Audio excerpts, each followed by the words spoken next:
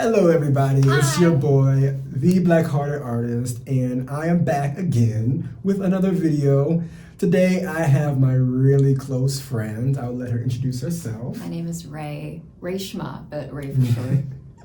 She is going to help me explain just what goes down in Chengdu, and I'm also going to ask her some questions about her personal story.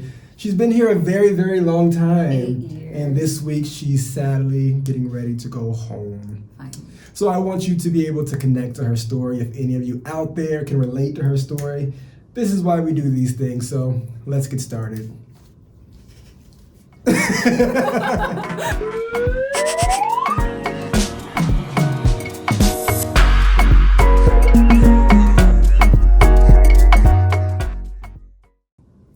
So firstly, to get started, I just want you to tell everybody how you came to China. How long have you been here? So I've been here since 2014. So I've been here for 8 years now. I came here for uni. I did med school here at Sichuan University, and life was a lot different then. China's moved really, really fast. They've innovated really, really quickly. So when I came, it was a lot different from the China that we know now. They do that very, very fast. How old were you when you came? I was 18. Ah. Yeah, I'm 26 now. What was that experience like, being here as an 18-year-old? And you came from which state? So I'm American, but then I lived in India for 2 years from when I was 16 to 18. And then I came to China when I was 18. And coming to China when you're 18 is It must have been like dangerous. I came when I was 27. I was a full-grown man. Yeah. When you come to China when you're young, and there's this huge expat community, and there really are, especially back then, there were no like rules about what the rules that apply to the locals didn't apply to the foreigners. What do you mean by that? Like, you could buy alcohol. Oh. I mean, I know 15-year-olds that can buy alcohol. Wow. Like, no one IDs you, nothing like that. You can go into clubs for I've free. never seen anybody get ID'd at all. No, never. Not You even can at the clubs. you can buy alcohol on like Waimai, on like takeout services. Yes, and it's true. It's true. It's my favorite. Like seriously, from America. And no one bats an eye That's about it. an Like, eye. You don't have to put in your ID number. Nothing. You just put in your card. and then it shows up in your And you just get some alcohol. Yeah. I feel like it's like really easy to get lost in the sauce especially when you come in your formative years, when you're like 18 and stuff. Yeah. You could just get lost in the club culture, in the bar life, in the just lying around, especially in Chengdu, where no one, like, the hustling happens in Shanghai and Beijing and like Guangzhou. Right. But if you come to Chengdu, you come to relax. Like, Chengdu is so laid back. And it's very, very close knit. So once you find people.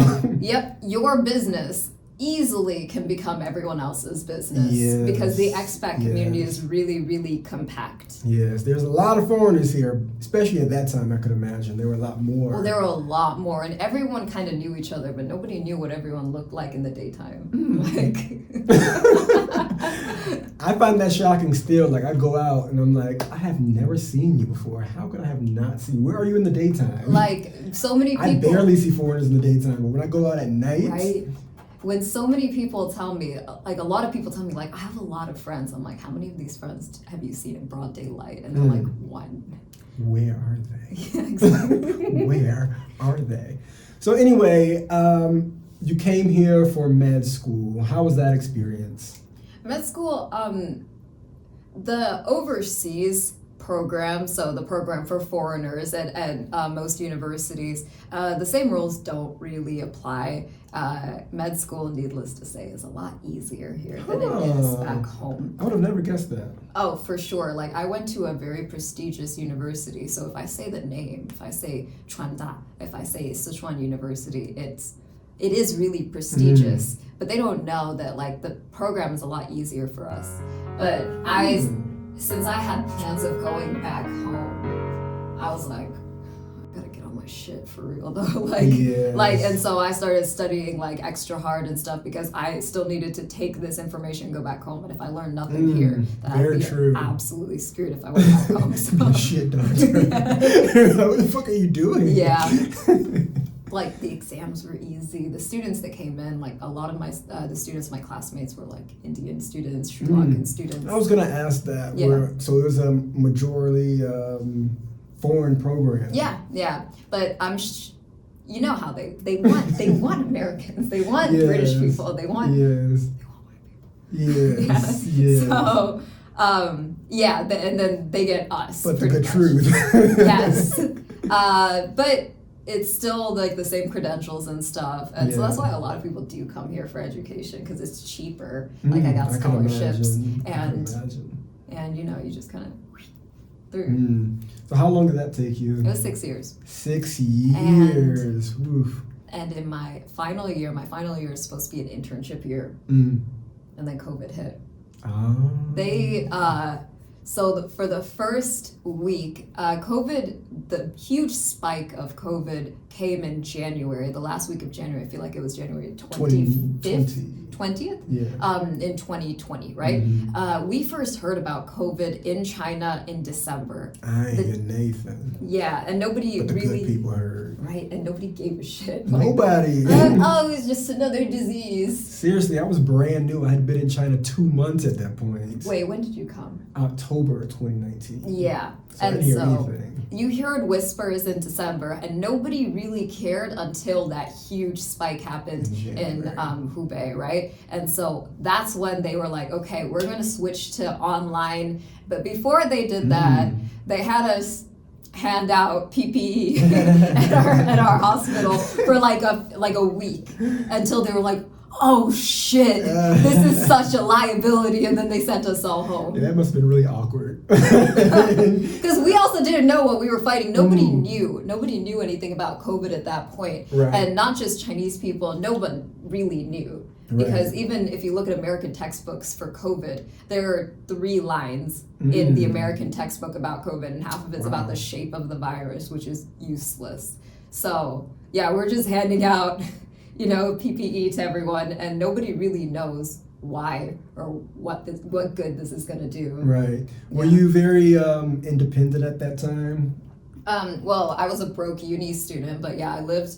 That's right when you're about to finish, right? Yeah. That's about 6 years in. So I'm broke, but I live with my roommate, and we're both just stuck there together during lockdown, doing classes online, not really knowing when this is going to end, if this is going to end, how this is going to end. Right. It was a really strange time to be in China. It was. That 2020 year was very strange, because nobody knew what to expect and what was going on. And for you, it must have been different, because you didn't have much of a clue of how pre-COVID China was. Wow.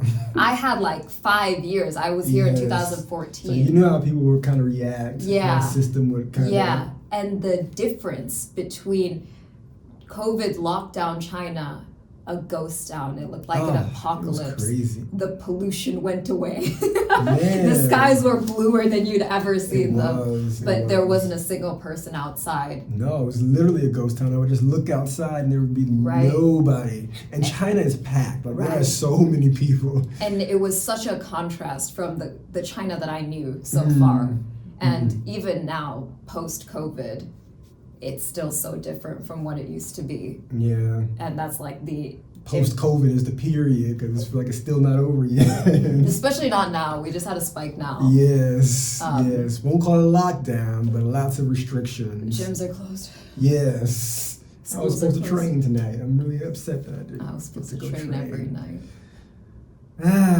So what would you say was the hardest part about that year?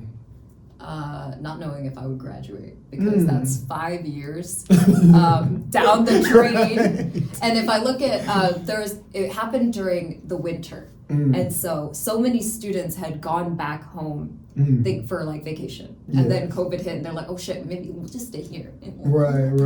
Wait for it to clear up. Yeah. And then 2 years later, and then they closed borders in March of 2020. And then everyone's like, what do we do? And they're still asking that 2 years later. Yes. Because even for like the university students, that was a really, really scary and big time. The students who were living on campus were locked onto the campus. Oh, especially the students that were living on campus. They couldn't move. It's a bad time to be a student at that time. Yeah, it was a really bad time. And I'm just really thankful that I was in my final year and I could just graduate and get out and be finished with all of that, because there were so many students that were waiting a year, waiting 2 years to graduate. Their graduation is delayed by God knows how long. Yeah, it's a really complicated thing that I feel like the Chinese government overlooks for the sake of like just keeping China zero COVID. Yes, trying their best. Yeah. Okay, so you have been here a total of 8 years. Are you planning to go home?